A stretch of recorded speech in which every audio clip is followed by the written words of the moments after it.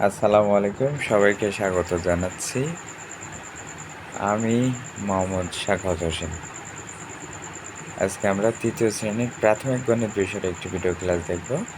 অধ্যায় ৪ যোগ ও বিয়োগের সম্পর্ক, সেশন ৩২, পাঠ্যাংশ যোগ ও বিয়োগের মধ্যে সম্পর্ক খুঁজে বের করি। পৃষ্ঠা ৩৪ এবং ৩৫। প্রথমে শিক্ষণফল। এই অংশটি শিক্ষার্থীবৃন্দুদের জন্য নয়, সুতরাং তোমরা এই অংশটি এড়িয়ে যেতে পারো। প্রিয় শিক্ষার্থীবৃন্দু, তোমরা কেমন আছো? আল্লাহর অশেষ রহমতে আলহামদুলিল্লাহ আমি ভালো আছি এবং আশা করছি তোমরাও আল্লাহর অশেষ রহমতে অনেক অনেক ভালো আছো। প্রথমে পূর্ব পাঠে বিয়োগ সংক্রান্ত কী ধারণা লাভ করেছিলে তা স্মরণ করো। আশা করছি সবাই স্মরণ করতে পারছে। এখন সবাই নিজ নিজ খাতায় নিচের বিয়োগ দুটি তুলে সমাধান করো। ২-৩ জন যারা সবার আগে শেষ করতে পারবে তারা সবার উদ্দেশ্যে তাদের উত্তর কী করতে হবে? বিনিময় করতে হবে। আর শেষে সবাই কী করতে হবে? মিলিয়ে নিতে হবে। আমরা এখন সমস্যাটি দেখি। লোবাদের ফল বাগানের ৩টি আম গাছ থেকে যথাক্রমে ২৩১টি, ৪২৫টি, ৩৪২টি আম পাড়া হয়েছিল। ওই বাগান থেকে কতগুলো আম পাড়া হয়েছিল? নিশ্চয়ই তোমরা বুঝতে পেরেছ কী করতে হবে। এরপরে দ্বিতীয় সমস্যাটি, মায়ের কাছে ৫,৩৪৮ টাকা আছে, তাসকিয়ার কাছে আছে ৩,৬৮৫ টাকা। তাসকিয়ার থেকে মায়ের কত টাকা বেশি আছে? আশা করছি তোমরা কিন্তু সবাই দুইটি সমস্যা খুব ভালোভাবে বুঝতে পেরেছ এবং সমাধানও করতে পেরেছ। এখন আমরা একটু কি করব? হ্যাঁ, মিলিয়ে নিব। প্রথম সমস্যাটির গাণিতিক বাক্য, এরপরে দ্বিতীয় সমস্যাটির গাণিতিক বাক্য। এখন প্রথম সমস্যাটি যেটা ছিল যোগের সমস্যা, আমরা দেখছি যোগফল ৯৯৮।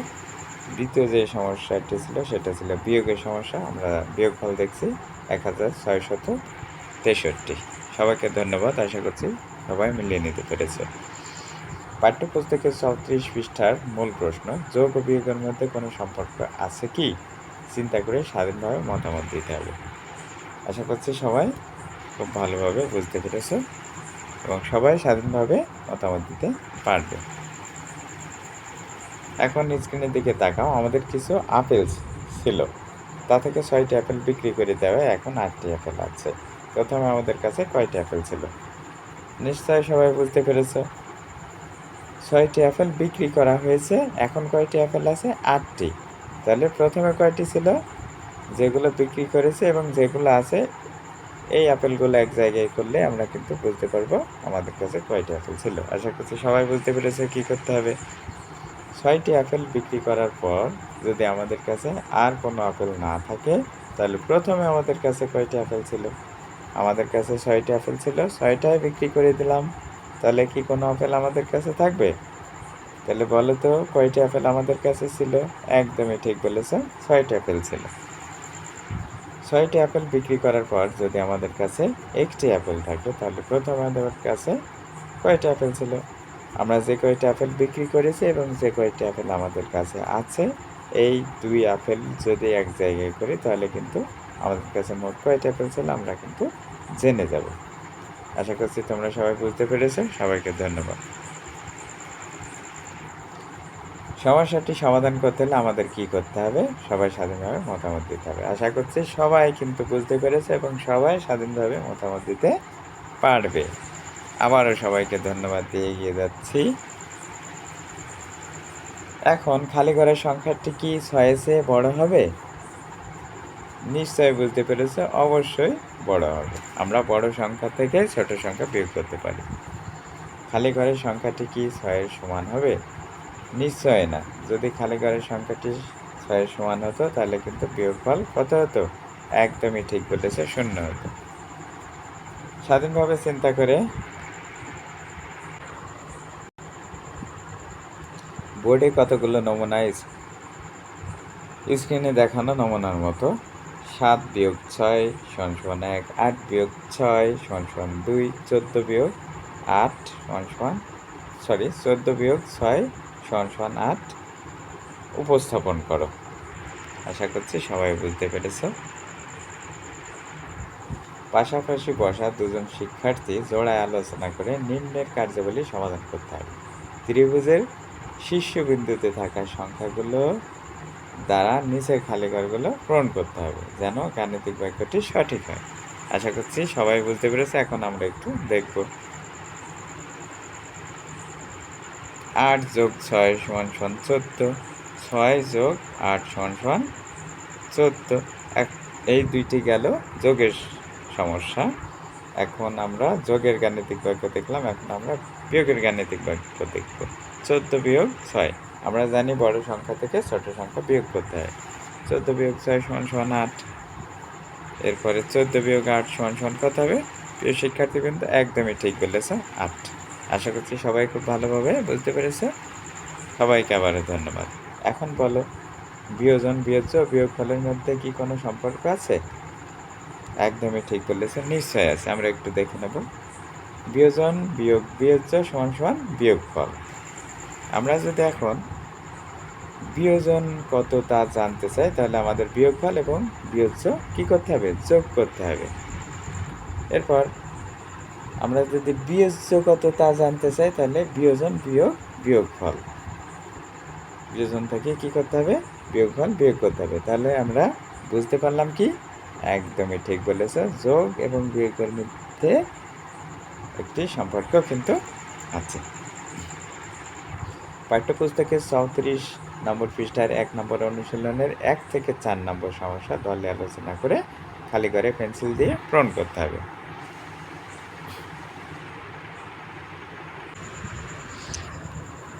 আমরা এখানে 34 নম্বর পৃষ্ঠার 1 নম্বর অনুশীলনীর 1 থেকে 4 নম্বর সমস্যা দেখতে পাচ্ছি। কি করতে হবে? একদমই ঠিক বলেছ, খালি ঘরগুলো পেন্সিল দিয়ে দলে আলোচনা করে পূরণ করতে হবে। আশা করছি কাজটি খুব ভালোভাবে তোমরা বুঝতে পেরেছো এবং দলে আলোচনা করে খালি ঘরের সংখ্যাগুলো পেন্সিল দিয়ে পূরণ করতে পেরেছো। এখন চলো আমরা একটু মিলিয়ে নিই।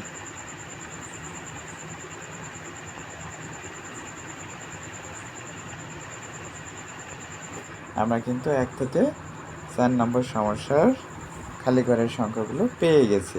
আশা করছি সবাই মিলিয়ে নিতে পেরেছে। সবাইকে আবারও ধন্যবাদ জানিয়ে এগিয়ে যাই। পাঠ্যপুস্তকের 34 নম্বর পৃষ্ঠার 1 নম্বর অনুশীলনের 5, 6 ও 7 নম্বর সমস্যা জোড়া আলোচনা করে খালি ঘরে পেন্সিল দিয়ে পূরণ করতে হবে। এবার প্রথমে আমরা কি করলাম? দলে আলোচনা করে খালি ঘর পেন্সিল দিয়ে পূরণ করলাম। এবার জোড়া আলোচনা করে কি করতে হবে? খালি ঘর পেন্সিল দিয়ে পূরণ করতে হবে। আমরা কিন্তু খালি ঘরগুলো দেখতে পাচ্ছি। আশা করছি সবাই বুঝতে পেরেছো এবং দলে জোড়া আলোচনা করে খালি ঘরগুলো পূরণ করতে পেরেছো। এখন তাহলে চলো আমরা একটু মিলিয়ে নিই।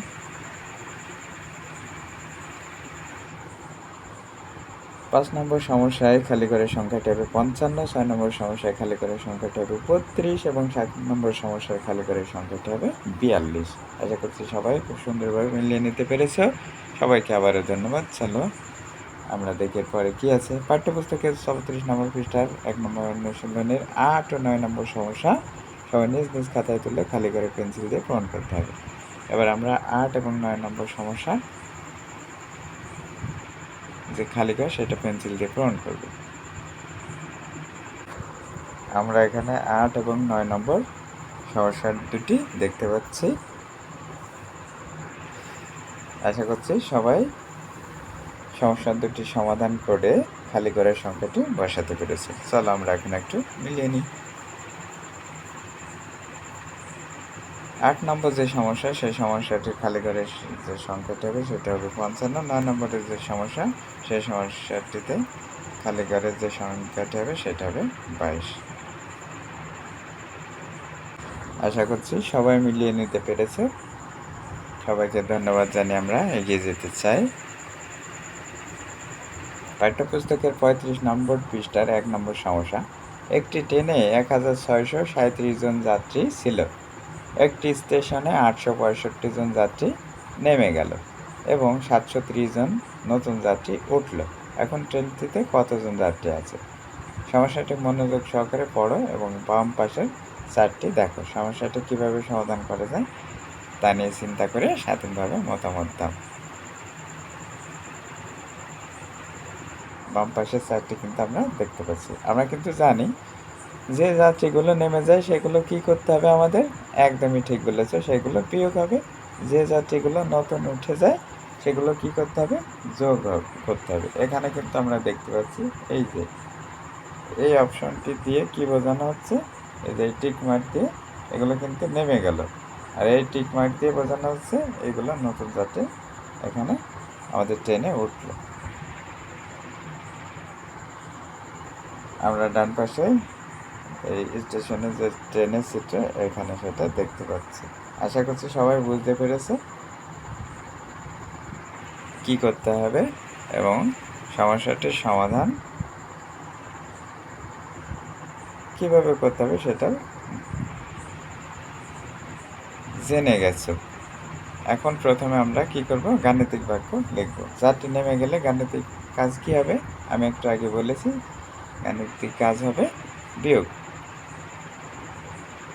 নতুন যাত্রী উঠলে গাণিতিক কাজ কি হবে? সেটা হবে যোগ। যাত্রী নেমে যাওয়ার পর অবশিষ্ট যাত্রী সংখ্যার গাণিতিক বাক্য হবে, আমরা কিন্তু এখানে দেখতে পাচ্ছি ট্রেনে আগে যাত্রী ছিল 1637, সেখান থেকে বাদ দিতে হবে যে যাত্রীগুলো নেমে গেল, অর্থাৎ 865। এখন আমরা একটু মিলিয়ে নেব। 837 থেকে দুঃখিত, 1637 থেকে 865 বিয়োগ করলে বিয়োগফল হবে 772, অর্থাৎ নেমে যাওয়ার পরে ট্রেনে যাত্রী থাকলো 772। এবার আমরা জানি নতুন যাত্রী ওঠার পরে মোট যাত্রী সংখ্যার গাণিতিক বাক্য যেটা সেটা হবে 772-এর সাথে নতুন যাত্রী অর্থাৎ 730 যোগ করতে হবে। এখন আমরা সমাধানটি দেখে নেব। মোট যাত্রী হবে 1502, অর্থাৎ ট্রেন থেকে 865 জন যাত্রী নেমে যাওয়ার পরে 730 জন নতুন যাত্রী উঠল। ওঠার পরে ট্রেনের মোট যাত্রী হবে 1502 জন। আশা করছি সবাই বিষয়টি খুব ভালোভাবে বুঝতে পেরেছে। পাঠ্যপুস্তকের 35 নম্বর পৃষ্ঠার 2 নম্বর কার্যাবলী। কোনো বিদ্যালয়ে 538 জন শিক্ষার্থী ছিল, ওই বিদ্যালয়ে 125 জন শিক্ষার্থী নতুন ভর্তি হলো এবং 93 জন শিক্ষার্থী অন্যত্র চলে গেল। এখন বিদ্যালয়ে মোট কতজন শিক্ষার্থী আছে? দলে আলোচনা করে সমাধান করো। শেষে পাশাপাশি খাতা বদল করে মিলিয়ে নিতে হবে। আশা করছি তোমরা কিন্তু দলে আলোচনা করে ঠিক বুঝতে পেরে গেছো সমস্যাটির সমাধান কিভাবে করতে হবে। ওই স্টেশনে যাত্রী নেমে যাওয়ার মতোই যে শিক্ষার্থীগুলো অন্য বিদ্যালয়ে চলে যাবে সেগুলো বাদ দিয়ে দিতে হবে, যে শিক্ষার্থীগুলো নতুন ভর্তি হলো যাত্রী ওঠার মতোই সেগুলো যোগ করতে হবে।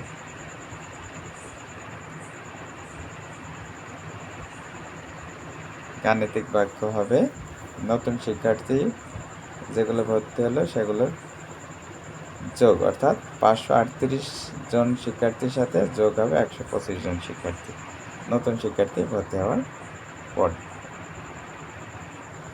আমরা একটু সমাধানটা দেখে নেব। তাহলে নতুন 125 জন শিক্ষার্থী ভর্তি হওয়ার পর ওই বিদ্যালয়ে মোট শিক্ষার্থীর সংখ্যা হবে 663। এরপরে যে কাজটি হলো, কিছু শিক্ষার্থী অন্যত্র চলে গেল, সেই শিক্ষার্থীর সংখ্যা কত? 93 জন। এখন আমরা একটু সমাধানটা দেখে নেব। নতুন শিক্ষার্থী ভর্তি হওয়ার পরে মোট শিক্ষার্থী ছিল 663, আমরা জানি। সেখান থেকে 93 জন শিক্ষার্থী অন্যত্র চলে গেলে 93 জন শিক্ষার্থী অন্যত্র চলে যাওয়ার পরে ওই বিদ্যালয়ের বর্তমান শিক্ষার্থীর সংখ্যা হবে 570 জন। আশা করছি সবাই খুব সুন্দরভাবে বিষয়টি বুঝতে পেরেছে। আজকের পাঠে আমরা কি শিখেছি বলো তো? একদমই ঠিক বলেছ। আজকে আমরা